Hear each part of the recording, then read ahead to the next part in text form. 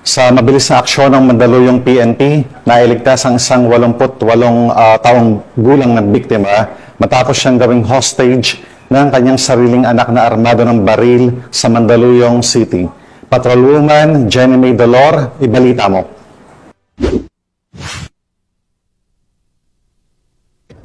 Muling pinatunayan ng Eastern Police District ang mabilis at matapang na pagtugon matapos maaresto ng Mandaluyong City Police Station ang isang lalaki sa kasong alarms and scandal nitong October 19, 2025 sa Barangay Highway Hills, Mandaluyong City. Ayon sa report, dakong alas 12:30 ng madaling araw nang marinig ng mga kapitbahay ang 80 anyos na biktima na sumisigaw at humihingi ng tulong mula sa balkonahe ng ikalawang palapag ng kanyang bahay. Napukaw ang atensyon ng mga kapitbahay at ng bantay bayan kung kaya't humingi ng tulong ang matandang biktima sa kadahilan ng tinatakot siya ng kanyang anak na armado ng baril. Sinubukang pakalmahin ng mga barangay tanod ang sospek, ngunit nagbanta lamang ito. Sa puntong ito ay tinawagan na nila ang kapulisan na dumating naman sa loob lamang ng 5 minuto.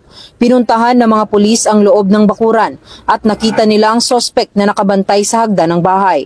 Bumaba ito at sinarado ang gate at 2 beses bumunot ng baril bago bumalik sa itaas ng bahay at pagbantaang muli ang biktima. Sinubukang makipagnegosasyon ng kapulisan ngunit hindi mapakiusapan ang sospek kung kaya't nang makuha ang layout ng bahay at matukoy ang eksaktong kinaroroonan ng sospek ay pinasok ng kapulisan ang bahay at nagresulta sa pagkakasagip sa biktima at pagkakaaresto sa sospek na kinilalang si alias Neil, 53 anyos at anak mismo ng biktima.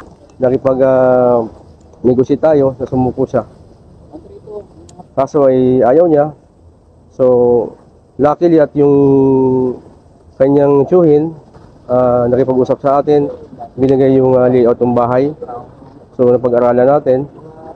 Doon tayo nakakuha ng chance na kung paano siya pasukin, na deliberate yung pasok natin. Well, allegedly, sabi ng nanay niya, yun yung ginagawa sa kanya pag yung anak niya nakakainom.